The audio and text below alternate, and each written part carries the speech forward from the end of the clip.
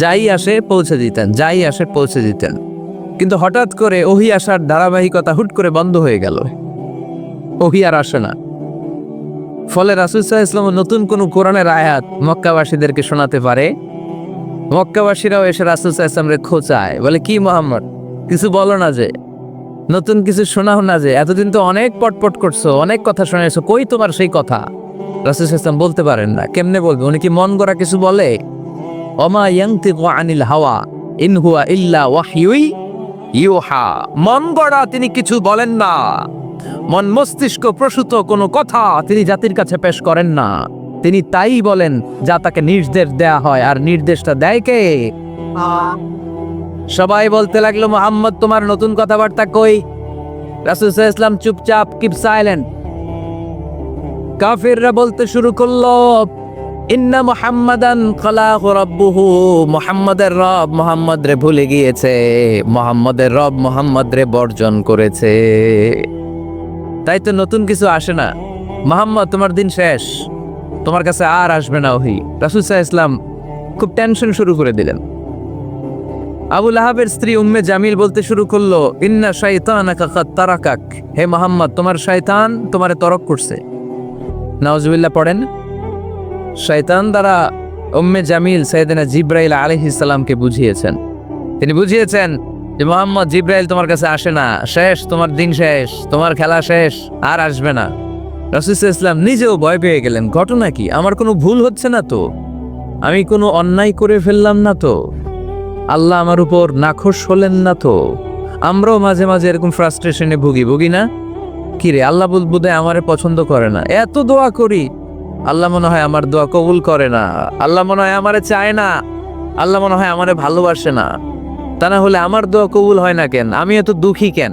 রাসূল সাল্লাল্লাহু আলাইহি ওয়াসাল্লাম ঠিক একই টেনশনে পড়লেন, ঠিক একই ডিলেমায় পড়লেন, ঠিক একই পেরেশানিতে ভুগলেন। কিরে, ওহী নাজিল হয় না কেন? আমাকে নিয়ে কাফির মুশরিকরা বেদিনরা ঠাট্টা বিদ্রুপ করে, উপহাস করে, কিন্তু আল্লাহ তাআলা কোনো ওহী নাজিল করে না। ঘটনা কি? আমার ভুল হলো না তো? আমি কোনো অন্যায় করে ফেললাম না তো? আল্লাহ আমার উপর নাখোশ হলেন না তো? টেনশন। রাসূল সাল্লাল্লাহু আলাইহি ওয়াসাল্লাম টেনশনে ভুগছেন। ইন দ্য মিন টাইম আল্লাহ রাসূল সাল্লাল্লাহু আলাইহি ওয়াসাল্লামের টেনশন দূর করে দিয়ে, আল্লাহ রাসূল সাল্লাল্লাহু আলাইহি ওয়াসাল্লামের মন ভালো করে দেওয়ার জন্য এই সূরা দোহা নাজিল করলেন কে? আল্লাহ রাসূল যখন টেনশনে হাবুডুবু খাচ্ছেন, তখনই আল্লাহ নাজিল করলেন, ওয়াদ-দুহা ওয়াল-লাইলি ইযা সাজা মা ওয়াদ্দাআকা রাব্বুকা ওয়া মা ক্বালা ওয়ালাল আখিরাতু খায়রুন লাকা মিনাল উলা ওয়ালা সাওফা ইউ'তিকা রাব্বুকা ফাতারদা। সুবহানাল্লাহ পড়ে। আল্লাহ নাজিল করলেন ওয়াদ-দুহা ওয়াল-লাইলি ইযা সাজা। দোহা মানে আলো। দোহা মানে কি? সকালের আলো, প্রভাতের সূর্য কিরণ। আলো মানে আশার আলো, সম্ভাবনার আলো। আলো বললেই মনের মধ্যে একটা সাহস জাগে না? আর অন্ধকার বললেই ভয় লাগে না? আমাদের ছোট্ট বাচ্চারা বাসার ভিতরে অন্ধকার হইলে ভয় পায় না? তার মানে অন্ধকার হচ্ছে ভয়ের প্রতীক, আর আলো হচ্ছে আশার প্রতীক। সুবহানাল্লাহ পড়েন। রাসূল সাল্লাল্লাহু আলাইহি ওয়াসাল্লামকে সান্ত্বনা দেওয়ার জন্য আল্লাহ দুইটা শপথ করলেন। চিল্লায় বলতে হবে কয়টা? এক হচ্ছে আলোর শপথ, আরেক হচ্ছে অন্ধকারের শপথ। এক হচ্ছে, আরেক হচ্ছে ওয়াদ-দুহা, দোহার শপথ, প্রভাতের সূর্য কিরণের শপথ। ওয়াল-লাইলি ইযা সাজা, নিঝুম নিস্তব্ধ রাতের শপথ। আল্লাহ তাআলা আলো আর অন্ধকারের শপথ দিয়ে মূলত ওহী আশা আর না আশাকে বুঝিয়েছেন। সুবহানাল্লাহ পড়েন। আলোকে আল্লাহ তাআলা ওহীর উপস্থিতির সাথে তুলনা করেছেন। অন্ধকারকে রব্বুল আলামিন এই সূরার মধ্যে ওহীর অনুপস্থিতিকে বুঝিয়েছেন। আল্লাহ বুঝাতে চাইলেন, নবী আমি আপনারে ভুলি নাই। কেমন করে আমি আপনারে ভুলি? আপনি আমার হাবিব, ঠিক কি না? আপনি আমার খলিল না, আপনি আমার হাবিব। খলিল মানেও বন্ধু, হাবিব মানেও বন্ধু। ইব্রাহিম আলাইহিস সালাম ছিলেন খলিল, আর আল্লাহ রাসূল ছিলেন হাবিব। খলিল বন্ধু, হাবিব বন্ধু, কিন্তু খলিল মানে এমন বন্ধু যেই বন্ধু আল্লাহরে খুশি করার জন্য কাজ করে, আর হাবিব মানে এমন বন্ধু যেই বন্ধুরে খুশি রাখার জন্য আল্লাহ নিজেই কাজ করে। কি কাজ করলেন হাবিবরে খুশি রাখার জন্য? আজকে সব আমরা শুনবো। আল্লাহ বললেন ওয়াদ-দুহা, ওয়াল্লাইলি ইযা সাজা, আলোর শপথ, অন্ধকারের শপথ। দোহা মানে আলো, প্রভাতের আলো। আলো দিয়ে আল্লাহ বুঝাইলেন এটা হচ্ছে ওহী। আর ওয়াল্লাইলি ইযা সাজা, রাতের শপথ দিয়ে বুঝালেন এটা ওহীর অনুপস্থিতি। আল্লাহ বুঝাতে চাইলেন নবী, ওহী আসা না আসা দুইটাই আপনার জন্য দরকার। আমি আপনারে ভুলি নাই, আমি আপনারে বর্জন করি নাই, অসম্ভব। আমি আপনার উপর গোসা হই নাই, রাগ হই নাই। আমি ইচ্ছা করেই আপনার একটু বিশ্রামের সুযোগ দেওয়ার জন্য ইচ্ছা করে ওহী পাঠানো বন্ধ রেখেছি। কারণ ওহী রিসিভ করা সাধারণ কোনো বিষয় না।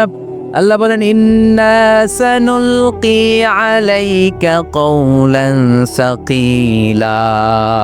ও নবী, এটা একটা ভারী বাণী, এটা শক্তিশালী বাণী, এটা একটা পাওয়ারফুল মেসেজ। এটা যেন তেন কোনো বাণী নয়, কোরআনের বাণীটা কার? সব সময় যদি নবী আমি ওহী পাঠাই আপনার কষ্ট হয়ে যাবে। আমরা সপ্তাহে সরকারি চাকরি যারা করেন 7 দিনে কাজ করেন কয়দিন?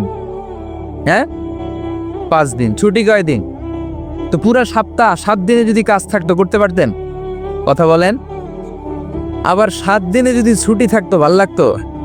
আল্লাহ বুঝাতে চাইলেন নবী, লাগাতার যদি ওহী নাজিল করি, এটা রিসিভ করা, এই দাওয়াতটা যথাযোগ্য মর্যাদায় পৌঁছে দেয়া, এটা আপনার জন্য কষ্ট হয়ে যাবে। কারণ ওহী এটা সাধারণ কোনো বাণী নয়। এই বাণীটা কার? আল্লাহ রাসূল যখন ঘোড়ার উপরে কিংবা ওটের উপরে থাকা অবস্থায় কোরআনের আয়াত নাজিল হতো ওনার উপর, কোরআনের ভারে, কোরআনের পাওয়ারে ওটের পাগুলো, ঘোড়ার পাগুলো মরুভূমির বালির মধ্যে দেবে যেত। এত পাওয়ারফুল বাণী। লাউ আনজালনা হাদাল কুরআনা আলা জাবাল লারাআইতাহু খাশিআম মুতাসাদ্দিআম মিন খাশিয়াতিল্লাহ।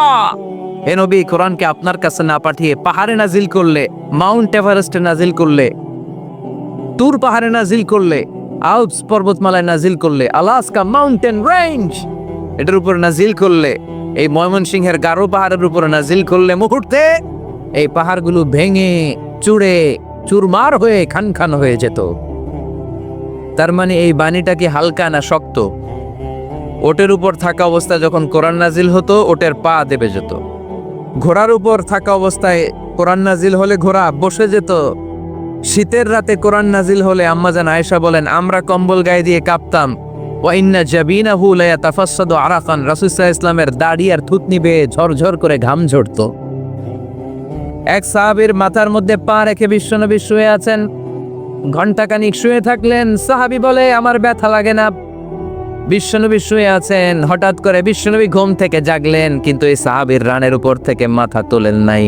ইন দা মিন টাইম কোরআনের আয়াত নাজিল হওয়া শুরু হলো। সাহাবী বলেন 1 ঘন্টা শুয়ে আছে আমি টের পাই না, কিন্তু যখন কোরআনের আয়াত নাজিল হলো মনে হলো উহুদ পাহাড়টা আমার পায়ের উপরে চেপে বসেছে। ঘণ্টাখানিক শুয়ে আছে বিশ্বনবী সাইয়েদনা যায়েদ রাদিয়াল্লাহু তাআলা আনহুর রানের মধ্যে মাথা রেখে। উনি টেরই পাচ্ছেন না, কিন্তু ইন দা মিন টাইম হঠাৎ করে সাইয়েদনা জিবরাইল কোরআনের আয়াত নিয়ে আসলেন। বিষ্ণু ইসা ইসলাম কোরআনের আয়াত রিসিভ করতে শুরু করলেন। যখনই কোরআনের আয়াত নাজিল হলো, সাহাবী বলেন বিশ্বনবীর মাথার ওজনটা এত বেড়ে গেল, আমার মনে হচ্ছে মুহূর্তের মধ্যে আমার পায়ের রান ফেটে খান খান হয়ে যাবে। তার মানে এই কোরআনের মধ্যে পাওয়া আছে না নাই? এটা কি হালকা বাণী না ভারী বাণী? প্রতিদিন যদি এই ভারী ভারী কথা বিশ্বনবীর কাছে রিসিভ হয়, বিশ্বনবী এই ওহীর ভার স্নায়ুতে সহ্য করতে পারবে? আল্লাহ বলেন নবী আপনার কষ্ট হচ্ছে, এটা দেখে আমি ইচ্ছা করে ইন্টেনশনালি ইচ্ছা করে আপনার বিশ্রাম আর রেস্টের ব্যবস্থা রাখার জন্য কয়েকদিন ইচ্ছা করে ওহী নাজিল বন্ধ রেখেছি। কি কাফিররা বলে আমি আপনারে ভুলে গেছি। নো, নেভার, অসম্ভব। আপনি আমার হাবিব, আপনারে ভুলে যাওয়া আমার পক্ষে অসম্ভব। আমি আপনার উপর রাগ করি নাই। আমি ইচ্ছা করে ওহী নাজিল না করে আপনার কিছুদিনের জন্য ছুটি আর বিশ্রামের ব্যবস্থা করে দিয়েছে। চিল্লায় পড়েন সুবহানাল্লাহ। এজন্য আল্লাহ শপথ করে বললেন ওয়াদ-দুহা ওয়াল-লাইলি ইযা সাজা মা ওয়াদ্দাআকা রাব্বুকা ওয়া মা ক্বালা। আলোর শপথ, অন্ধকারের শপথ। তারপরে বিশ্বনবীরে রব্বুল আলামিন 3টা কনফার্মেশন শোনালেন। কয়টা?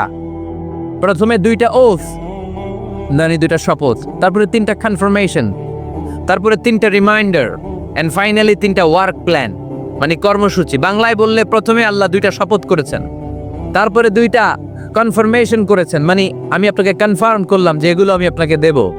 তারপরে 3টা রিমাইন্ডার দিয়েছেন। নবী আগে আপনারা কি দিছি শোনেন। আর সর্বশেষ আল্লাহ তাআলা বিশ্বনবীকে 3টা ওয়ার্ক প্ল্যান দিয়েছেন, মানে কর্মসূচি। চিল্লায় পড়তে হবে সুবহানাল্লাহ। কনফার্মেশন নাম্বার 1, মা ওয়াদ্দাআকা রাব্বুকা ওয়া মা ক্বালা। ও নবী, চিন্তা করবেন না, আমি আপনারে ভুলি নাই, আমি আপনারে বর্জন করি নাই। কাফেররা যে বলে আমি আপনারে ছেড়ে দিয়েছি, ভুলে গিয়েছি, নো, আমি আপনারে ভুলি নাই। আপনারে ভুলা আমার পক্ষে সম্ভব না। সুবহানাল্লাহ পড়েন। 2 নাম্বার কনফার্মেশন, আল্লাহ বললেন ওয়ালাল আখিরাতু খায়রুল লাকা মিনাল উলা। পড়েন, ওয়ালাল আখিরাতু খায়রুল লাকা মিনাল উলা। ও নবী, এই দুনিয়ার জীবনের চাইতে আখিরাতের জীবন আপনার জন্য শ্রেষ্ঠ।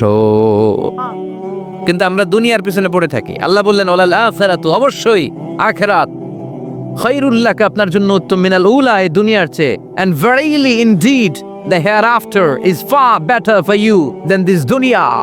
অবশ্যই অবশ্যই এই দুনিয়ার ক্ষণস্থায়ী জীবন আপনার জন্য উত্তম নয়, আখিরাত এই দুনিয়ার চেয়ে 1000 গুণ বেশি উত্তম। চিল্লায় কোন সুবহানাল্লাহ। আবার কাছে আল্লাহ বললেন বাল তুসিরুনাল হায়াতাদ দুনিয়া ওয়াল আখিরাতু খায়রুন ওয়া আবাকা। তোমরা এই দুনিয়ার জীবনকে প্রাধান্য দিয়ে থাকো, কিন্তু দুনিয়াটা শ্রেষ্ঠ নয়। আল্লাহর কাছে আখিরাত হলো শ্রেষ্ঠ, আখিরাত হলো স্থায়ী। সুবহানাল্লাহ পড়েন। তাহলে প্রথমে কনফার্ম করলেন নবী, নো টেনশন, নো টেনশন, আমি আপনার সাথে আছি। আল্লাহ যদি সাথে থাকে আর কিছু লাগে? 2 নাম্বার কনফার্মেশন। আচ্ছা, আমরা মাঝে মাঝে মেসেজ পাঠালে মেসেজ পৌঁছলো কিনা কনফার্মেশন আছে না? কনফার্মেশন মেসেজ পাঠায় না? একটা টপ আপ করলাম বা ইন্টারনেটের প্যাকেজ নিলাম, এটা অ্যাক্টিভ হলো কিনা একটা কনফার্মেশন মেসেজ আসে না? প্রথম কনফার্মেশন, নবী আমি আপনার সাথে আছি। দ্বিতীয় কনফার্মেশন, নবী এই দুনিয়ায় সাময়িক কিছু কষ্ট করেন, কিন্তু আখিরাতে আপনার জন্য কল্যাণ রেখে দিয়েছে কে? 3 নাম্বার কনফার্মেশন, আল্লাহ বললেন ওয়ালা সাউফা ইউতিকা রাব্বুকা ফাতারদা। ও নবী, আমি আপনার সাথে আছি, আখিরাতকে আপনার জন্য সাজিয়ে প্রস্তুত করে রেখেছি। আর এই দুনিয়ার বুকে এমন এমন জিনিস আমি আপনার দান করব, এগুলো পেয়ে দুনিয়ায় আপনি খুশি হয়ে যাবেন। এমন এমন জিনিস আমি আপনাকে দেব, and verily I'm gonna give you something that will make you happy. ও নবী, এমন এমন জিনিস আমি মাক্কি জীবন থেকে শুরু করে until your death, আপনার মৃত্যু পর্যন্ত আমি দেব, এগুলো পেয়ে আপনি খুশি হয়ে যাবে। সুবহানাল্লাহ। বাড়িতে যে বলে দিবে কে? খুশি করবেন কারে? বিশ্বনবী সাল্লাল্লাহু আলাইহি ইসলামকে। খুশি করবেন কে? আর খুশি হবে কে? বিশ্বনবী। সুবহানাল্লাহ পড়েন। ওয়ালা সাউফা ইউতিকা রাব্বুকা ফাতারদা। নবী, এমন এমন জিনিস আমি আপনাকে দেব, আপনার এই পেরেশানি, দুঃখ, কষ্ট আপনার থাকবে না। কখনোই আমি আপনার মন খারাপ হতে দেব না। যখনই আপনি চিন্তিত, যখনই আপনি টেনশনে আছেন, যখনই আপনি পেরেশানিতে আছেন, এমন নাজ নেয়ামতার খুশামদেদ আপনারে শোনাবো, সুখের সংবাদ শোনাবো, ওই সংবাদ শুনে আপনি নবী খুশি হয়ে যাবে। তার মানে নবীর মন ভালো করার দায়িত্ব নিছে কে? কি আল্লাহ পাইছি আমরা। বিশ্বনবীর মন খারাপ, তখনই আল্লাহ অ্যাক্টিভ, তখনই আল্লাহ নেয়ামত পাঠায়। কিভাবে বিশ্বনবীর মন ভালো করেন আল্লাহ?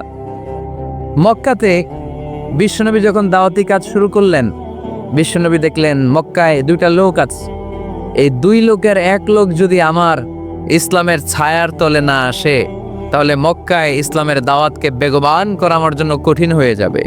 বিশ্বনবী সাল্লাল্লাহু আলাইহি ওয়াসাল্লামের মন খারাপ, হায় রে, এই 2টার একজনও তো আমার কথা শোনে না, এই 2 জনের একজনও তো আমার দাওয়াত কবুল করে না। একদিন তাহাজ্জুদের সালাতে বিশ্বনবী সাল্লাল্লাহু আলাইহি ওয়াসাল্লাম কেঁদে কেঁদে আল্লাহর কাছে দোয়া শুরু করলেন। বিশ্বনবীর যে মন খারাপ, আল্লাহ তো এটা বোঝে টোঝে না, তাই না? আল্লাহ তো বুঝে দেখে না, না? তাহাজ্জুদের নামাজে ভারাক্রান্ত মন নিয়ে আল্লাহ রাসূল সাল্লাল্লাহু আলাইহি ওয়াসাল্লাম দোয়া করলেন, আল্লাহুম্মা আইজ্জাল ইসলামা বিআহাব্বির রাজুলাইনি ইনদাক। আল্লাহ, মক্কার 2টা লোকের নাম তোমার কাছে বলবো আজকের তাহাজ্জুদের মুনাজাতে। 2টা লোকের নাম তোমার কাছে তাহাজ্জুদের ফরিয়াদ আমি উল্লেখ করব। 2টা লাগবে না, 2 জনের একজনরে দিলেই হবে। আল্লাহ রাসূল দোয়া করলেন, আল্লাহুম্মা আইজ্জাল ইসলাম বিআহাব্বির রাজুলাইনি ইনদাক। আল্লাহ, মক্কার 2 জনের একজনকে আমি চাই, এই 2 জনের যে কোনো একজন যেন কালিমা পড়ে মুসলমান হয়ে যায়। আল্লাহ রাসূল দোয়া করলেন, আল্লাহুম্মা আইজ্জাল ইসলাম বিআহাব্বির রাজুলাইনি ইনদাক বিউমর ইবনুল খাত্তাব আও আবি জাহাল ইবনে হিশাম, আল্লাহ হিশামের বেটা আবু জাহেল এরে দাও, নাইলে খাত্তাবের বেটা ওমর রে দাও। সুবহানাল্লাহ পড়বেন না? কিন্তু আল্লাহ রাসূলের দোয়া কবুল হয় না। আল্লাহ রাসূল অপেক্ষা করছেন। ইন দ্য মিন টাইম সাফা পাহাড়ের পাদদেশে আরকাম ইবনে দারিল আরকামের ঘরে বিশ্বনবী বসে বসে কোরআনের দাওয়াত লুকিয়ে লুকিয়ে দিচ্ছিলেন। সাইয়েদনা ওমর ফারুক তখনও কালিমা পড়েন নাই। তিনি বিশাল একটা নাঙ্গা তলোয়ার নিয়ে বিশ্বনবীকে আক্রমণ করার জন্য যখন দারুল আরকামের ঘরের দিকে ছুটে আসছেন, সাহাবারা বলতে শুরু করলো, নবী আপনি ওই দরজা দিয়ে তাড়াতাড়ি মুহূর্তেই পালিয়ে যান। ওমরে ফারুক তলোয়ার নিয়ে আপনার সামনে চলে এলে রক্ষা নাই। আল্লাহ রাসূল বললেন, তোমরা সরব, দরজাটা খুলে দাও, ওমরকে আমার সামনে তাড়াতাড়ি চলে আসতে দাও। আমার মনে হচ্ছে ওই যে তাহাজ্জুদের জায়নামাজে বসে চোখের পানি ছেড়ে আল্লাহর কাছে যে ওই দিন রাতে দোয়া করেছি, আজকে আমার দোয়াটা কবুল হতে চলেছে। আমার তো মনে হচ্ছে আমার দোয়াটা কবুল হতে চলেছে, সরে যাও। হামজা ইবনে আব্দুল মুত্তালিব চাচারে সরাই দিলেন। সাইয়েদনা ওমর ফারুক তলোয়ার নিয়ে এসে বিশ্বনবীর নূরানি চেহারার দিকে তাকিয়ে মুহূর্তেই কুপুকাত হয়ে গেলেন।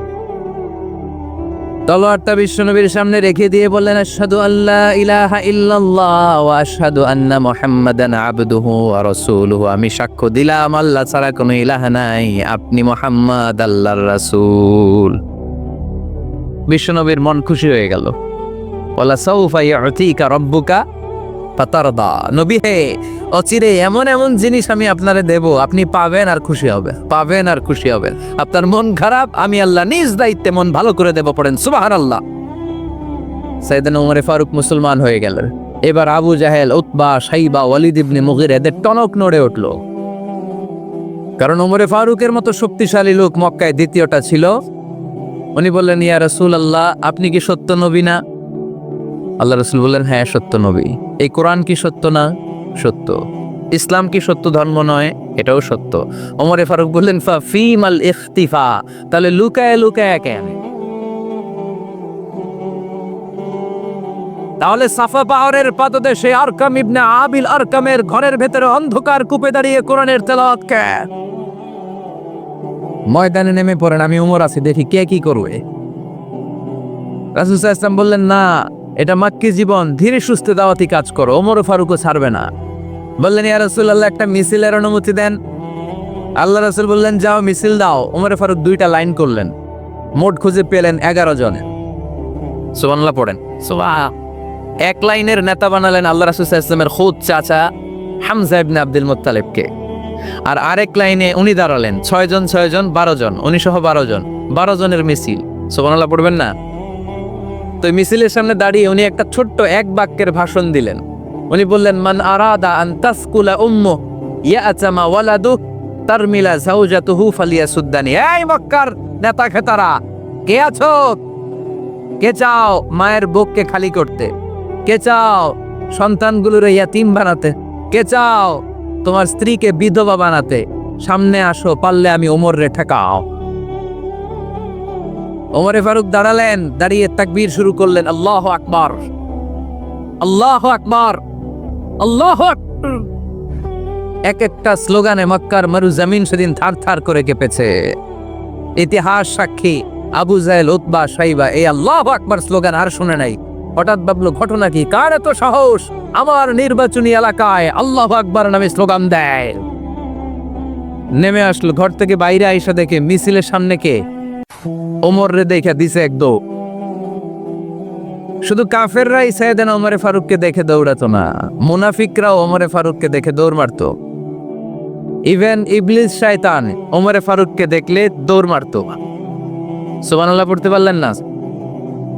আল্লাহ রাসূল ওমর ফারুককে দেখলে বলতেন, ওমর মা সালাকা শাইতান সালিকান ফাজ্জান ইল্লা সালাকা ফাজ্জান গায়রা ফাজ্জিকুম। ওমর, ইবলিস শয়তান যদি তোমার কোনো রাস্তা দিয়ে হাঁটতে দেখে, ইবলিস শয়তান ওই রাস্তা রেখে দিয়ে অন্য রাস্তা দিয়ে হাঁটে।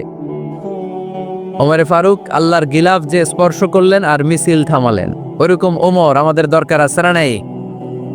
বিশ্বনবী বললেন, লা নবিয়্যা বা'দি ওয়ালা রাসূলা, আমার পরে কোনো নবী নাই, কোনো রাসূল নাই, তবে আমার পরে যদি কেউ নবী হতো, লাউ কানা বা'দি নাবিয়্যুন লাকানা উমর, আমার পরে যদি নবী হওয়ার যোগ্যতা কারো থাকে, আমার প্রাণের সাহাবা ওমরের ওই যোগ্যতা আছে। প্রভু তুমি বলেছ রাসূল দেবে না, বলনি দেবে না ওমর, বলনি দেবে না হামজা তারিক, খালিদ বিজয় সমর। প্রভু তুমি বলেছ রাসূল দেবে না, বলনি দেবে না ওমর, বলনি দেবে না হামজা তারিক, খালিদ বিজয় সমর। প্রভু তুমি বলেছ রাসূল দেবে না। সুবহানাল্লাহ পড়েন। ওইরকম একটা ওমর হইলে আমাদের জন্য এনাফ। ওই একটা ওমরের অপেক্ষায় বসে আছে গোটা মুসলিম উম্মাহ। চিল্লায় বলো ঠিক কিনা? ওমরে ফারুক কালিমা পড়ে মুসলমান হয়ে গেলেন, বিশ্বনবী খুশি হয়ে গেলেন। ওয়ালা সাউফা ইউতিকা রাব্বুকা, আল্লাহ বললেন নবী যখনই আপনার মন খারাপ, যখনই আপনি পেরেশানিতে ভুগবেন, যখনই আপনি টেনশন করবেন, তখনই আপনার মন ভালো করে দিবে কে? আল্লাহর ঘোষণা, and verily Allah gonna give you something that will make you happy। এমন জিনিস আমি দেব আপনি খুশি হয়ে যাবেন। সুবহানাল্লাহ। আল্লাহ রাসূল সাল্লাল্লাহু আলাইহি ওয়াসাল্লাম দাওয়াত দিতে দিতে তায়েফ চলে গেলেন। তায়েফ নাম শুনেছেন? মক্কা থেকে 80 মাইল দূরে। আমি গিয়েছি কয়েকবার। ঠান্ডা এলাকা, 6000 ফিট উঁচু, মেঘ নেমে আসে। তায়েফে গেলে কেউ বিশ্বাসই করবে না এটা সৌদি আরবের অংশ। বৃষ্টি হয়, কি হয়? চাষাবাদ হয়, অনেক ফলমূল আর শাকসবজি পাওয়া যায়। আল্লাহ রাসূল সাল্লাল্লাহু আলাইহি ওয়াসাল্লাম 80 মাইলের মরুর পথ পাড়ি দিলেন। আমাদের মতো প্রাইভেট কারে চড়ে গেছিলেন, তাই না? আহা, এই লম্বা মরুর পথ, তপ্ত মরুভূমি, সূর্যের প্রচন্ড তাপ উপেক্ষা করে তায়েফে গেছিলেন জমির মামলার মীমাংসা করতে। কি করতে? তায়েফ বাসিন্দাদেরকে দাওয়াত দেওয়ার জন্য। আল্লাহ রাসূলের নিজের কোনো স্বার্থ ছিল? কথা কয় না। তায়েফবাসীদেরকে জাহান্নামের আগুন থেকে বাঁচানোর জন্য, তায়েফবাসীরা যাতে মাইন না খায়। আহা, কি নবী ছিল! সে কোন বন্ধু বলো বেশি বিশ্বস্ত, সে কোন বন্ধু বলো বড় বিশ্বস্ত, কার কাছে মন খুলে দেয়া যায়, কার কাছে প্রাণ খুলে বলা যায়, হওয়া যায় অতি আশ্বস্ত। তার নাম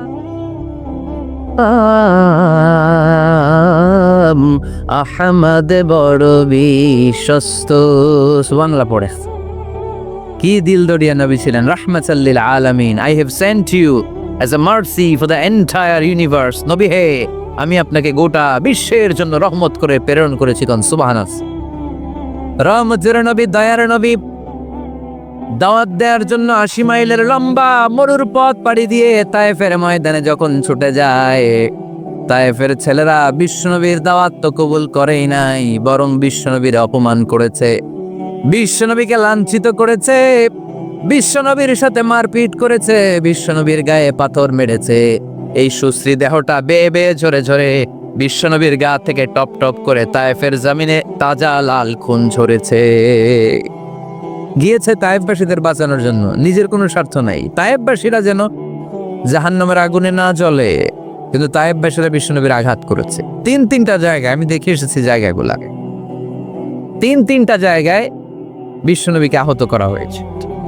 খেয়ে না খেয়ে দিন প্রচারের কাজে নিজেকে দিয়েছ বিলিয়ে, তায়েফের কাফিরেরা চিনল না সে আলো, দুষ্ট ছেলেদের পিছু দিল লেলিয়ে, পাথরের আঘাতে ক্ষত বিক্ষত হয়ে সারা শরীর থেকে রক্ত ঝরে।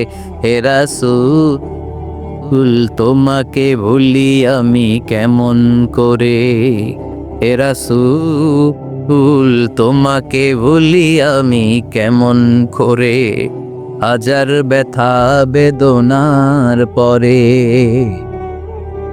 ফিরে আসনি তুমি আপন ঘরে, দিনের আলো তুমি ছড়িয়ে দিতে, চলে গেলে মদিনায় মক্কা ছেড়ে। হে রাসূল তোমাকে ভুলি আমি কেমন করে হে রাসূল, তোমাকে ভুলি আমি কেমন করে। পড়েন আল্লাহু আকবার। বিশাল পথ পাড়ি দিয়ে দাওয়াত দিলেন, বিনিময়ে পেলেন পাথরের আঘাত, রক্তাক্ত হলেন বিশ্বনবী। আদ্দাস নামে খ্রিস্টান ছেলে বিশ্বনবীর হাতে কালিমা পড়ে মুসলমান হয়ে গেল। আল্লাহু আকবার। বিশ্বনবী খেজুর বাগানে ঢুকলেন, গা দিয়ে ঝর ঝর ঝর ঝর করে রক্ত বয়ে যায়। সাইয়েদনা যায়েদ রাদিয়াল্লাহু তাআলা আনহু পানি নিয়ে আসলেন। বিশ্বনবী ওযু করলেন, ফজরের নামাজে দাঁড়িয়ে লম্বা কেরাত পড়লেন। কেরাত শেষে বিশ্বনবী বসে আছেন, মন খারাপ। কার মন খারাপ? 80 মাইলের পথ পাড়ি দিয়ে আসলাম, মিশন তো সাকসেসফুল হয় নাই, কেউ তো কালিমা পড়ে নাই, আরো আমার পিছু লেগেছে, আহত করেছে আমাকে। বিষ্ণুবীর মন খারাপ। এত কষ্ট করে, এত ভালো মন নিয়ে, এত সুন্দর করে দাওয়াত দিলাম, কেউ দাওয়াত শুনলো না। বিষ্ণুনবীর মন খারাপ। আর এই দৃশ্য আরশের উপর থেকে দেখে কে? আল্লাহ বললেন, নবী আপনার মন খারাপ, আপনার যখনই মন খারাপ তখনই আমার সাহায্য আছে না নাই? ওয়ালা সাউফা ইউতিকা রাব্বুকা ফাতারদা। আল্লাহ জানিয়ে দিলেন, নবী আপনি জানেন না, আপনি দেখেন নাই, ফজরের লম্বা কোরআনের তেলাওয়াত যখন আপনি করছিলেন, আপনার পিছন দিয়ে একদল জিন চলে যাচ্ছিল। জিন কারা যাচ্ছিল? এই জিন জাতি বিশ্বনবীর তেলাওয়াত শুনে থমকে দাঁড়িয়েছে। কিরে, এত সুন্দর বাক্য তো জীবনে শুনি নাই, এত সুন্দর কথামালা, শব্দের ব্যঞ্জন, ভাষার মাধুর্য, অলংকার কখনো তো শুনি নাই। এটা তো কোনো মানুষের বানানো কথা হতে পারে না, এটা মন্ত্র হতে পারে না, এটা কবিতা হতে পারে না, এটা নিশ্চয় আল্লাহর বাণী। ইন্না সামি'না কুরআনান আজাবা ইয়াহদি ইলার রুশদি ফাআমান্না বিহি। নিশ্চয় আমরা আজীব কোরআন শুনেছি, শুধু শুনেই ক্ষান্ত থাকবো না, যেই কোরআন শুনেছি ওই কোরআনের উপর বিশ্বাস এনে আমরা জিনেরা মুসলমান হয়ে গেলাম। তারা তাদের এলাকায় যে দাওয়াত দিতে শুরু করলো। এই দৃশ্য বিশ্বনবী দেখছে নাকি? বিশ্বনবী তো তেলাওয়াত করতেছে ফজরের নামাজে। বিশ্বনবীর যখন মন খারাপ, আল্লাহ জানিয়ে দিলেন, নবী মন খারাপের কারণ নাই, দিতে আসছিলেন দাওয়াত দৃশ্যমান জাতিকে, মানে মানুষকে, কিন্তু এদের উপর যদিও দাওয়াত ফলপ্রসূ হয় নাই, অদৃশ্যমান এক জাতি, জিন জাতি আপনার মুখ নিঃসৃত কণ্ঠে সুন্দর তেলাওয়াত শুনে পুরো জিন জাতি কালিমা পড়ে মুসলমান হয়ে গেছে। ওয়ালা সাউফা ইউতিকা রাব্বুকা ফাতারদা। নবী যেখানেই আপনি পেরেশান, যেখানে আপনার মন খারাপ, ওখানেই মন ভালো করে দিবে কে? আল্লাহ রাসূল সাল্লাল্লাহু আলাইহি ওয়াসাল্লামের প্রিয়তমা স্ত্রী খাদিজাতুল কুবরা আত-তাহেরা রাদিয়াল্লাহু তাআলা আনহা ইন্তেকাল করলেন। রাসূল সাল্লাল্লাহু আলাইহি ওয়াসাল্লামের হৃদয়টা ভেঙে খান খান হয়ে গেল। চাচা আবু তালেব ইন্তেকাল করলেন, হৃদয়টা ভেঙে খান খান হয়ে গেল। চারদিক থেকে শত্রুতা বাড়তে শুরু করলো, কোনো দিক থেকে সাহায্য নাই। বিশ্বনবী আবার পেরেশান, কই যাব, কোথায় গেলে আশ্রয় পাবো? আমার তো কেউ নাই, কেউ আমার দুনিয়ায় বেঁচে নাই। প্রাণাধিক প্রিয় স্ত্রী খাদিজাতুল কুবরা দুনিয়া ছেড়ে বিদায় নিল।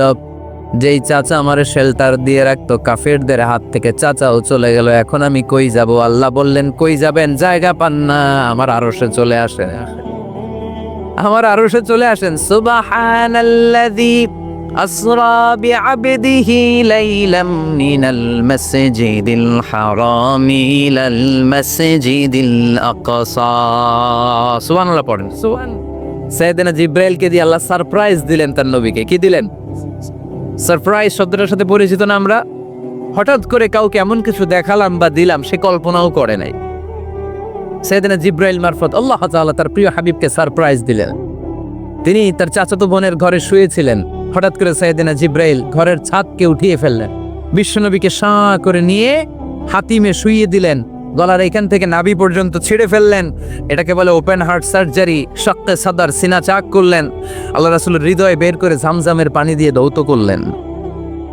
হৃদয়ে নূর, ঈমান, হিকমা, প্রজ্ঞা দিয়ে হৃদয়টারে আবার পরিপূর্ণ করলেন, আবার সেলাই করে দিলেন। তারপরে সরাসরি এখান থেকে বাইতুল মাকদাস, ওখান থেকে আল্লাহর আরশে নিয়ে গেলেন। আল্লাহ সাউফা ইউতিকা রাব্বুকা ফাতারদা। নবী, এমন এমন জিনিস আমি আপনারে দেব, আপনি তো নিয়ে কুল পাবেন না। যখনই আপনার মন খারাপ, তখনই আমার দেয়া নেয়ামত আপনার জন্য আছে না নেই? মেরাজে চলে গেলেন, রবের সাথে সাক্ষাৎ করে দুনিয়ায় আসলেন। আসার পরে মক্কার লোকেরা আবার বিশ্বনবীকে হত্যার ষড়যন্ত্র শুরু করে দিল। বিশ্বনবী ডানে যাওয়ার জায়গা পায় না, বায়ে যাওয়ার জায়গা পায় না, সামনেও যেতে পারে না, পেছনেও যেতে পারে না। আল্লাহ বললেন, নবী এই এলাকায় আর থাকার দরকার নাই, আপনি মদিনায় চলে যান। তবা তয়্যিবা মদিনাতুন নবী, পবিত্র শহর, যে শহরের মাটিতে বরকত, যে শহরের বালুতে বরকত। চিল্লায় পড়েন সুবহানাল্লাহ। বিশ্বনবী আল্লাহ তাআলার আদেশে এই কষ্টকর পরিস্থিতি থেকে উত্তরণের জন্য মক্কা থেকে মদিনায় গেলেন। মদিনায় যাওয়ার সাথে সাথে লোকজন গাইতে শুরু করলো, তলাআল বাদরু আলাইনা মিন সানিয়াতিল ওয়াদা ওয়াজাবা শুকরু আলাইনা মাদাআ লিল্লাহি দা আইয়ুহাল মাবউসু ফিনা جئت من أمر المطاع جئت شرفت المدينة مرحبا يا خير دار সবাই পড়েন, طلع البدر علينا من ثنيات الوداع وجب الشكر علينا ما دعا لله داع সুবহানাল্লাহ পড়েন। মক্কায় অত্যাচার, মক্কা থেকে গেলেন, সবাই ফুল নিয়ে দাঁড়ায় আছে আর পড়তে আরম্ভ করছে, তলা আল বদ্রু আলাইনা। আবার বৃদ্ধ বনিতা, মদিনার ছোট বড় মাঝারি নারী পুরুষ কেউ বাদ যায় নাই, সবাই বিষ্ণু ইসা ইসলামকে ওয়েলকামিং রিসেপশন দেওয়ার জন্য চলে এসেছে। দৃশ্য দেখে বিশ্বনবীর মন খারাপ ছিল, আবার মন ভালো হয়ে গেল। এজন্য আল্লাহ বললেন, ওয়াদ-দুহা ওয়াল-লাইলি ইযা সাজা মা ওয়াদ্দাআকা রাব্বুকা ওয়া মা ক্বালা ওয়ালাল আখিরাতু খায়রুন লাকা মিনাল উলা ওয়ালা সাওফা ইউ'তিকা রাব্বুকা ফাতারদা। সুবহানাল্লাহ পড়েন আওয়াজ করে, ওয়ালা সাওফা ইউ'তিকা রাব্বুকা ফাতারদা। হে নবী, এমন এমন জিনিস দিব আপনি খুশি হয়ে যাবেন, খুশি হয়ে যাবেন। মদিনাতে যে আল্লাহ রাসূল সাল্লাল্লাহু আলাইহি ওয়াসাল্লাম মসজিদে নববী প্রতিষ্ঠা করলেন, আল্লাহ তাআলা কিবলা চেঞ্জ করে দিলেন। আগে পড়তো মক্কার দিকে নামাজ, এখন পড়ে ফিলিস্তিনের দিকে নামাজ। 16 থেকে 17 মাস রাসূল সাল্লাল্লাহু আলাইহি ওয়াসাল্লাম ফিলিস্তিনের দিকে, মানে ইহুদিরা যে দিকে নামাজ পড়ে ওই দিকে হয়ে নামাজ পড়লেন। কারণ আদেশটা কার? জোরে বলেন সবাই, আদেশটা কার? কিন্তু নবীর মন মানে না। নবীর মনে বড্ড আশা, আমার জন্মস্থান, আমার প্রিয় শহর মক্কার কাবা ঘরের দিকে যদি আমি সেজদা দিতে পারতাম আমার বড্ড ভাল লাগতো। কারণ কাবা আমার জন্মস্থান, মক্কা আমার জন্মস্থান, আমার বংশের গোড়া, আমার আদি পিতা ইসমাইল ইব্রাহিম এই কাবা ঘর নির্মাণ করেছে। তাই প্রত্যেকটা নামাজের পরে বিশ্বনবী আকাশের দিকে তাকায়, মনে মনে ভাবে কাবা যদি চেঞ্জ হয়ে যেত, কিবলা যদি আল্লাহ পরিবর্তন করে দিত কতই না ভালো হতো। নামাজ শেষে বিশ্বনবী দুঃখ নিয়ে উপরে তাকায়, আল্লাহ তো আর দেখে টেকে না, তাই না? দেখে দেখে। আল্লাহ বলে, কাদ নারা তাকাল্লুবা ওয়াজহিকা ফিস সামা। এই ও নবী, আপনি যে আকাশের দিকে তাকিয়ে মন খারাপ করে মনে মনে বিড়বিড় বিড়বিড় করে কি কি বলেন, সব আমি জানি, সব আমি দেখি। ফাওয়াল্লি ওয়াজহাকা শাতরাল মসজিদিল হারাম। আর দেরি নয়, আর কাল বিলম্ব নয়, যেখানে ফিরে আপনার সেজদা দিতে মনে চায় আজ থেকে ওই কাবার দিকে আপনার কিবলা আমি মুহূর্তেই পরিবর্তন করে দিলাম গো নবী।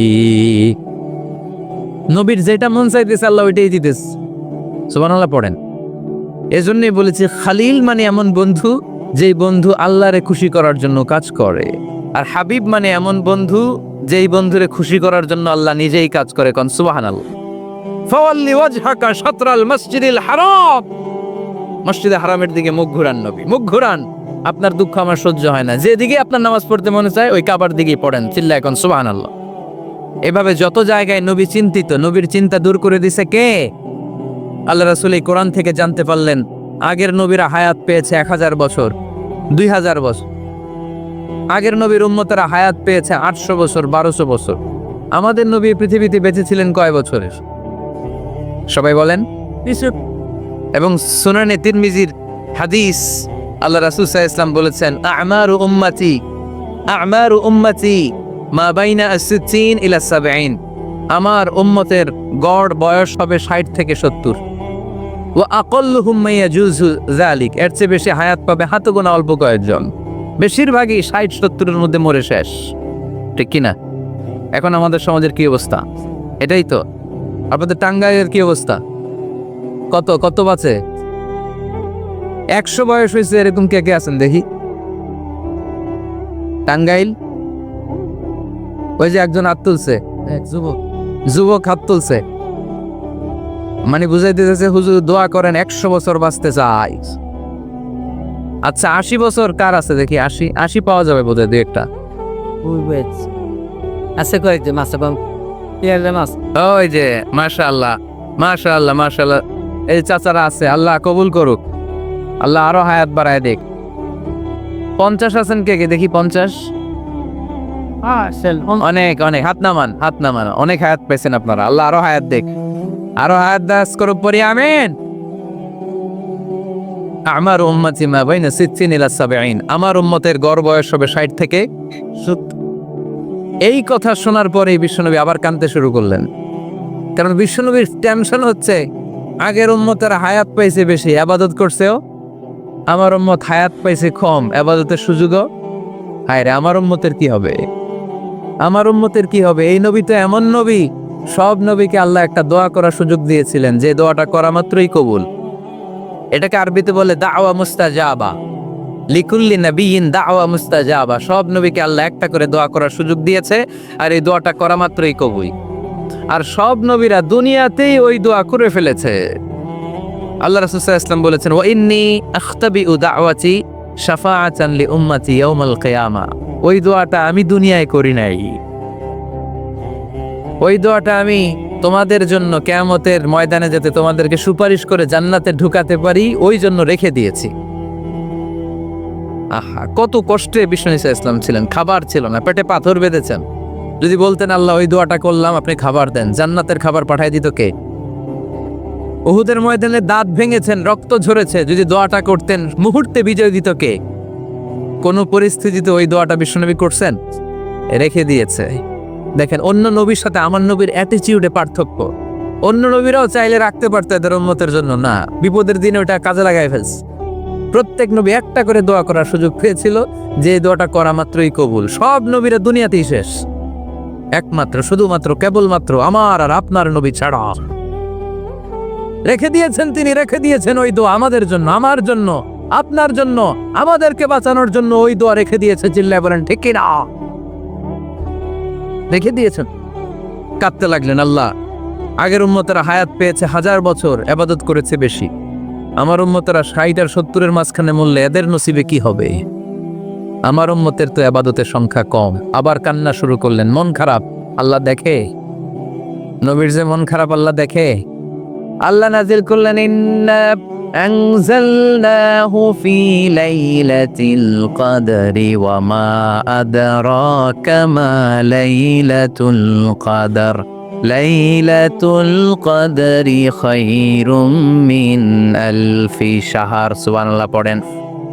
আল্লাহ বলে, নবী আপনি কাঁদবেন না, আপনার চোখের পানি আমার সহ্য হয় না। অন্যান্য নবীর উম্মতদেরকে হায়াত দিয়েছি বেশি, কদরের রাত দেই নাই। আপনার উম্মতকে যদিও হায়াত লম্বা দেই নাই, কিন্তু আপনার উম্মতকে আমি লাইলাতুল কদরের রাত দিয়েছি গো নবী। লাইলাতুল কদরি খায়রুম মিন আলফি শাহর, 1000 মাসের চেয়ে সেরা। এই এক কদরের রাতে যদিও 60 থেকে 70 বছরের মধ্যে মারা যাবে, কিন্তু এই এক কদরের রাতে ইবাদত করলে 1000 বছর ইবাদত করলে যে সওয়াব, তার চেয়েও বেশি সওয়াব আপনার উম্মতের আমলনামায় ঢুকায় দিবে কে? খায়রুম মিন আলফি শাহর, 1000 বছর। 1000 বছরে হয় 83 বছর 4 মাস। আলফি শাহর 1000 মাস, 1000 মাসে হয় 83 বছর 4 মাস। এজন্য কদরের রাতে ইবাদত করতে রাজি আছেন তো? বিশ্বনবীর যেখানেই মন খারাপ, মন ভালো করে দেয় কে? সর্বশেষ কিয়ামতের ময়দানে মাকামে মাহমুদে বিশ্বনবী সিজদায় পড়ে কাঁদবেন। আল্লাহ বলবেন, জিব্রাইল যাও, দুনিয়ায় কান্না সহ্য করতে পারি নাই, আজ কিয়ামতের ময়দানেও আমি আমার নবীরে কাঁদতে দেব না। ইযহাব ইয়া জিব্রাইল কুল্লাহু মা ইউবকিক, যে আমার নবীরে বলো, নবী আপনি কাঁদেন কেন? সাইয়েদনা জিব্রাইল যে বললেন, নবী আল্লাহ জিজ্ঞেস করেছেন আপনার কান্নার কারণ কি। বিশ্বনবী তখনও সেজদা থেকে মাথা তোলেন না, সেজদায় পড়ে উত্তর দেয়, উম্মতি উম্মতি উম্মতি উম্মতি রব্বি হাবলি উম্মতি। আল্লাহ আমার গুনাহগার উম্মতের কি হবে? আল্লাহ আমার উম্মতের কি হবে? আল্লাহ আমার উম্মতের কি হবে? আল্লাহ বললেন, জিব্রাইল তাড়াতাড়ি যাও, আমার নবীর কান্না আমার সহ্য হয় না। আমার নবীর কানে কানে যে বলো, ইন্না সানুরদিকা ফি উম্মাতিক। দুনিয়াতে যেমনি আপনি পেরেশান অবস্থায়, মন খারাপ অবস্থায় আমি আপনার মন ভালো করে দিয়েছি, আজকে আপনার উম্মতের ব্যাপারও এমন একটা ঘোষণা আসবে, ওই ঘোষণা পেয়ে আপনি আজও খুশি হয়ে যাবেন গরবি, আজও খুশি হয়ে যাবেন। এর ফারাসাক, নবী আপনি মাথা তোলেন, মাথা তোলেন, আর সেজদায় পড়ে থাকবেন না। এর ফারাসাক, মাথা তোলেন। সাল তুতা, কি চাইবেন চান দিয়ে দেব। ওয়াশফা তুশাফা, যার জন্য রেকমেন্ডেশন করবেন, যার জন্য সিগনেচার করে দিবেন, যার জন্য সুপারিশ করে দিবেন, তার সুপারিশই কবুল করে নেব। চিল্লায় এখন সুবহানাল্লাহ। এরপর বিশ্বনবী সুপারিশ করতে শুরু করবেন আর আমাদেরকে জান্নাতে ঢুকাতে শুরু করবেন। তারপরেও নবী ক্ষান্ত হবেন না। এরপর একটা পতাকা হাতে নিবেন, ওই পতাকার মধ্যে লেখা আলিফ লাম হা মিম দাল, মানে আলহামদু, লিওয়াউল হাম, প্রশংসার পতাকা। ওইটা নিয়ে জান্নাতের দরজার সামনে দাঁড়াবেন। তখনও পেরেশান, সবাইকে নিয়ে, উম্মতের সব জান্নাতীদেরকে নিয়ে বিশ্বনবী দরজার সামনে দাঁড়িয়ে নক করবেন। ভিতর থেকে জিজ্ঞেস করা হবে, মান আন্ত, কে আপনি? আল্লাহ রাসূল বলবেন, আনা মুহাম্মদ। তখন রক্ষী ফেরেশতা বলবে, ঠিক আছে, আল্লাহ বলেছে আপনার আগে কারো জন্য যেন এই দরজা না খুলি। মুহূর্তের মধ্যে জান্নাতের দরজা খুলে দেয়া হবে। বিশ্বনবী প্রশংসার পতাকা নিয়ে সব উম্মতকে নিয়ে জান্নাতে ঢুকে যাবে। ওয়ালা সাউফা ইউতিকা রাব্বুকা ফাতারদা। নবী গো, আপনি নিরাশ হবেন না, ভয় পাবেন না, হাল ছেড়ে দিবেন না, আমার উপর ভরসা রাখেন। আপনার বিপদ আছে যেখানে, আমি আল্লাহ। বিশ্বনবী যেখানে বিপদে পড়েছেন, বিপদ থেকে উত্তরণ করেছে কে?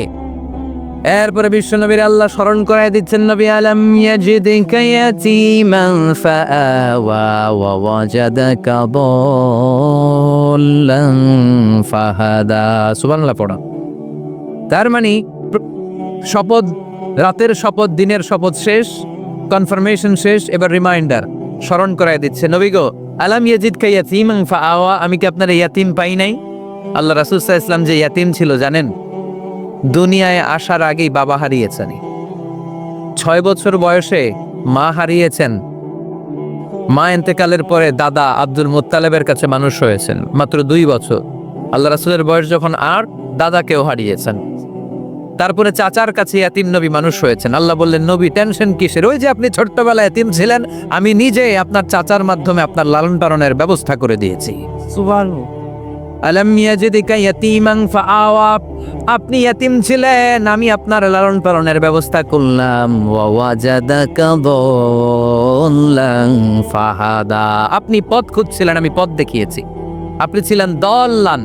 দল শব্দের একটা অর্থ হচ্ছে ভ্রষ্ট বা গোমরা। আল্লাহ রাসূল কি ভ্রষ্ট ছিল? গোমরা ছিল না। আল্লাহ রাসূল ভ্রষ্ট ছিলেন না, গোমরা ছিলেন না। যদিও অফিসিয়ালি তিনি 40 বছর বয়সে নবী হয়েছেন, কিন্তু ওনার 40 বছরের আগের জীবনেও আমাদের জন্য অনুকরণীয়, অনুপম আদর্শ। চিল্লায় বলেন ঠিক কি না? এখানে দলের অর্থ হচ্ছে, নবী, you are searching the right way, then I guided you to the right way. You are searching the truth, আপনি সত্য পথ খুঁজছিলেন, খুঁজে পাচ্ছেন না, কোনটায় কোনটায়?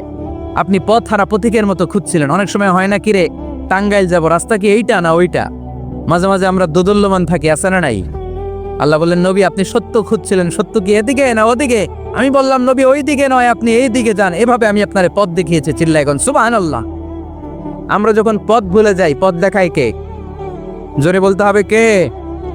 আমি যদি কোনদিন পথ ভুলে যাই, হাত ছানি দিয়ে কাছে নিও, মমতার বন্ধনে আমায় বেঁধে সব ভুল ক্ষমা করে দিও। পড়েন, আমি যদি কোনদিন পথ ভুলে যাই, হাত ছানি দিয়ে কাছে নিও, মমতার বন্ধনে আমায় বেঁধে সব ভুল ক্ষমা করে দিও। চিল্লায় পড়তে হবে আমিন।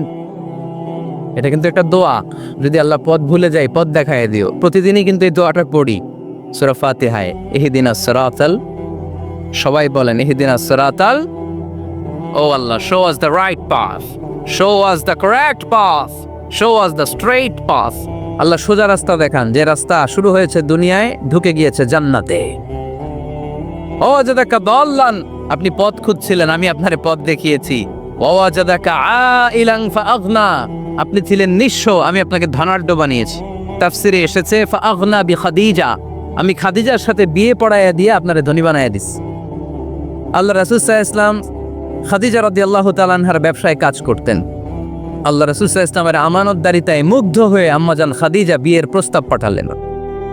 বিয়ে হয়ে গেল, আরশের উপর থেকে আল্লাহ সাইয়েদানা খাদিজাকে সালাম পাঠালেন। সুবহানাল্লাহ। আর সাইয়েদাতুনা খাদিজা বললেন, নবী আজ থেকে আমার সম্পদ বলে কোনো কথা নাই, সব সম্পদ আপনার পায়ের সামনে আমি ঠেলে দিলাম, আপনার যা মনে চায় এটা দিয়ে করেন, ইসলামের দাওয়াত দেন। ফাআগনা বিখাদিজা, খাদিজার সাথে বিয়ে করিয়ে দেওয়ার মাধ্যমে আল্লাহ রাসূলকে ধনী বানায় দিল কে? তার মানে তিনটা রিমাইন্ডার দিলেন। এক নম্বরে আপনি এতিম ছিলেন, লালন পালনের ব্যবস্থা করলাম। আপনি পথ খুঁজছিলেন, আমি আপনার সঠিক পথের দিশা দিয়ে দিলাম। আপনার টাকা পয়সা ছিল না, আমি আল্লাহ আপনার ধনী বানিয়ে দিলাম। সুবহানাল্লাহ করেন। এবার তিনটা কর্মসূচি, কয়টা? আওয়াজ করে বলতে হবে, কয়টা? এক নম্বর কর্মসূচি ফাআম্মাল ইয়াতীমা ফালা তাকহার, নবী হে খবরদার এতিমদেরকে ধমক দিবেন না, এতিমদেরকে তাড়িয়ে দিবেন না, কারণ আপনি নিজেই তো এতিম ছিলেন, ঠিক কি না? এজন্য রাসূল সাল্লাল্লাহু আলাইহি ওয়াসাল্লাম এতিমের দরদ বুঝতো বেশি, সব সময় এতিমদেরকে আদর করত। আর যারা এতিমদেরকে আদর করে তাদেরকে আল্লাহ রাসূল পছন্দ করতেন বেশি। পড়েন সুবহানাল্লাহ। সুবহানাল্লাহ। আপনারা ইয়েতিমদেরকে লালন পালন করেন, কয়েকজন ইয়েতিমের দায়িত্ব নিয়েছেন বা ইয়েতিমখানায় সম্পদ দান করেন, সাদাকা করেন, এরকম কে কে আছেন দেখি? মাশাআল্লাহ, আল্লাহ তুমি কবুল করো। হাত নামান। ইয়েতিমদেরকে দান করবেন, তাদের ওখানে সাদাকা করবেন। আল্লাহ রাসূল বলেছেন, আনা ওয়া কাফিলুল ইয়াতীমি কাহাতাইন। খেয়াল করেন আমার আঙ্গুলের দিকে, আনা ওয়া কাফিলুল ইয়াতীমি কাহাতাইন, আমি আর ইয়েতিমের রক্ষণাবেক্ষণকারী কিয়ামতের দিন প্রতিবেশীর মতো পাশাপাশি থাকব। এক সাহাবী এসে বললেন, ইয়া রাসূলুল্লাহ, আমার হৃদয়টা বড্ড শক্ত, হৃদয় নরম হয় না, চোখ দিয়ে পানি নামে না, কি করব? ইশতাকি কসওয়াতাল কলব। আল্লাহ রাসূল বললেন, হৃদয় নরম করতে চাও? ইরহামিল ইয়াতীম, এতিমের উপর রহম করো। ওয়ামসাহ রাসা, এতিমের মাথায় হাত বুলিয়ে দাও। ওয়া আতইমহু মিন তাআমিক, তুমি যা খাও সেখান থেকে এতিমের সাথেও খাবার শেয়ার করো। তালিনু কলবুক, তোমার হৃদয়টারে নরম করে দিবে কে? এজন্য যাদের চোখ দিয়ে পানি আসে না, হৃদয় বড্ড শক্ত, কবে যে লাস্ট কাঁদছিলেন ভুলে গেছেন, এরকম আছে না নাই? শেষ কবে যে কাঁদছিলাম মনে নাই, চোখ দিয়ে পানি নামে না, হৃদয় শক্ত। এতিমের মাথায় একটু হাত বুলাইয়া দিয়েন, এতিমখানায় একটু সম্পদ পাঠিয়ে দিয়েন, ওদের সাথে বসে একটু খাবার দাবার খাইয়েন, আপনার হৃদয়টারে নরম করে দিবে কে? এ বাংলার জমিনে অনেক লোক আছে এতিমের সম্পদ খেয়ে মেরে দেয়, আছে না নাই? আল্লাযীনা ইয়াকুলুনা আমওয়ালাল ইয়াতামা যুলমান ইন্নামা ইয়াকুলুনা ফী বুতুনিহিম নারা ওয়া সায়াসলাউনা সাঈরা। আল্লাহ বললেন, খবরদার এতিমের সম্পদ মেরে দিও না। যারা এতিমের সম্পদ অন্যায়ভাবে ভক্ষণ করেছো, তার সম্পদ খাও নাই, পেটে আগুন ঢুকিয়েছো, কিয়ামতের দিন ওই আগুনের মধ্যেই থাকবা, ঠিক কি না? ভাই মারা গেছে, ভাতিজার দায়িত্ব পাইস, সব সম্পদ মেরে খেয়ে দিস, আছে না নাই? খবরদার, সম্পদ খান নাই আপনি, আগুন খাইছেন, আগুন ঢুকিয়েছেন পেটে, আর ওই আগুনের মধ্যে আপনার বাসস্থান জাহান্নামে নির্ধারণ করে দিবে কে? এজন্য বিশ্বনবীর প্রথম কর্মসূচি দিলেন আল্লাহ। নবী যেহেতু আপনি এতিম ছিলেন, তাই ফাআম্মাল ইয়াতীমা ফালা তাকহার, নবী এতিমদেরকে আপনি ধমক দিবেন না, তাড়িয়ে দিবেন না। দুই নাম্বার কর্মসূচি ওয়া আম্মাস সাইলা ফালা তানহার, নবী গো যারা ভিক্ষা করতে আসে ভিক্ষুককে কখনো নবী তাড়িয়ে দিয়েন না, ভিক্ষুককে তাড়াবেন না, ধমক দিবেন না। অনেকে ধমক দেয়, আছে না নাই? আপনি বড় সাহেব, বড় বাড়ির মালিক, একজন আসছে ভিক্ষা করতে, আপনি তাড়ায় দিচ্ছেন, ওরেও বড় সাহেব বানাইতে পারতো কে? ও যেখানে দাঁড়িয়ে ভিক্ষা করে ওই জায়গায় আপনারা ভিক্ষুক বানাতে পারতো কে? আপনি গাড়িতে চড়ে বেড়ান, রাস্তায় জ্যামের মধ্যে যখন প্রাইভেট কারগুলো আটকে যায়, পথ শিশুরা ছোট্ট ভাঙ্গা থালা নিয়ে গ্লাসের সামনে এসে গ্লাসে নক করে, বলে স্যার 2 দিন ধরে কিছু খাই নাই, 5টা টাকা দেন।